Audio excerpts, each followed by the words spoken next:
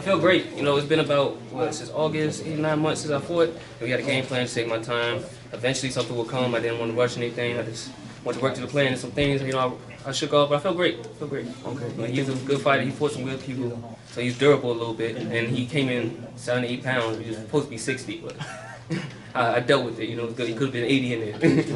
Did he do anything that surprised you? No. Because I seen everything. Everything's come. I just want to take my time, listen to my corner. He had a great game plan, George Peterson. You know, he was training Paul Williams and managed him. So he just took our time. He wanted to work my jab. I could do a little more with it, but just one more activity, and we glad we're on the right start for 2018. It's kind of hard to believe you lost to Hugo. I can't.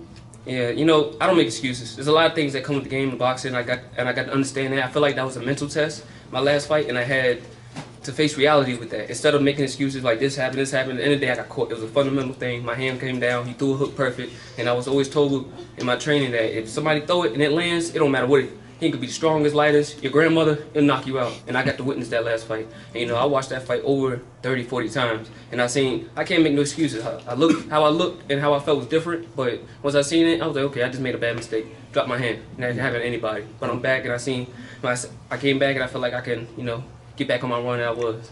Are you looking to get a rematch with Hugo? Yeah, if it comes, I'm looking like this. If Hugo's still in my way, I want him. But if my ultimate goal is a world title. And that's what I want. I want to be #1 in the world title. But if he's not there, you know, you got to deal with it. But I want that world title. If he's up there in front of me, we going for him. So.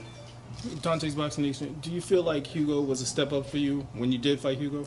The first that like I said, was a mental test. I didn't really understand the step up because every fight I fight, I always thought was a big fight. Okay. And I didn't realize, you know, him was going to be my fight to lead up to possibly a Charlo or whatever. So taking that fight, I didn't say I was so lightly, but he didn't really have any power, nothing. Even when I went in there, I didn't feel anything. So I could have been a little bit like, you know, anticipating his style and everything, but he just caught me. Yeah, the guy you fought tonight, he didn't seem to have a lot of power. You know, he was a bigger guy.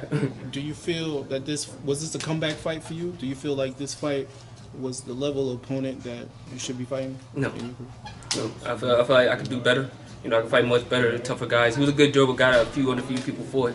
You know, like Caleb Plant, who he fought, Austin Trout, and his fight before that, Antoine Douglas. He was a real good guy. So he's not somebody that could push over. He lasted pretty good with them. Okay. You're talking about the weight. Is that why you got on the scale yesterday, like with everything yeah. on? So what did it end up being? Like, what did he weigh, or compared to? He could have been 70. You see, weighing in 69. We stuck on the scale. I was preparing to get in 59, and then, you know, I had to juice up a little bit. So he said, put everything on. But you didn't second guess, like, fighting? No, I mean, I'm a fighter. I spar heavyweights, fight, spar bigger guys all the time. So.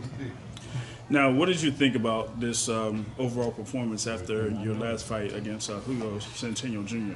It was okay. It wasn't, you know, I don't feel like it's my best, but I feel like I'm learning. I'm in school. When I realize this boxing, you're in school. And every day is a class, is a session. You have to realize what you've done and what you've done wrong. And I got to do that my last fight. It's just like a test. You can be prepared all you want. The day of the test, everything go wrong. You know, you can have a lot of study all night and everything wear out. So that's how I look at it. Look at it as a class. I don't dwell on it. I ain't going to be bad. Like, oh, man, he took my spot. I did this. It's like, I gotta get over it, because if I dwell in the past, I ain't gonna go forward, you know.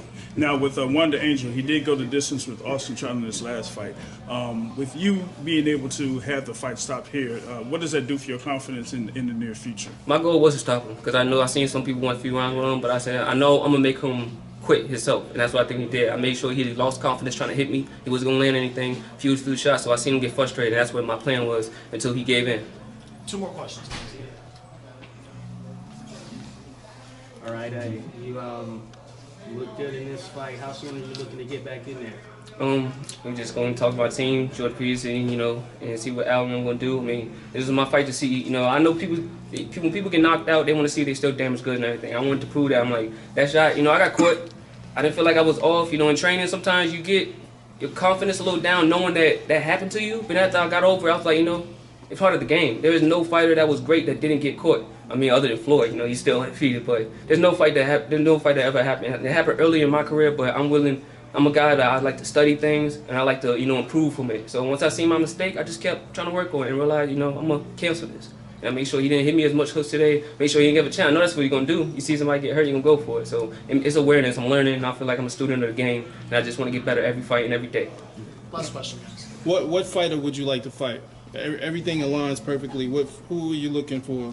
I like the best. I want to go for the ones with the titles, But you know, there's some fighters that people don't like to fight. You know, like Demetrius, Andre. You know, I fought Kichov when he was number 2. I wasn't even rated. You know, we went for a top guy, and you know, they have Sergey out there, Derevchenko. You know, we want all them guys. You know, people that they say that they don't want to fight, I don't mind it. You know, I'm a fighter. I have to get better fighting these guys. That's the only way any classic champion became a champion fighting these big guys. They got better from their competition.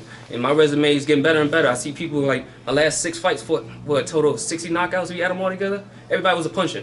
You know, they probably weren't the biggest, hardest puncher, but they was considered a puncher at the time. And I just want the best because after I fight them, you know, it makes me better. Okay. All right, thanks, guys.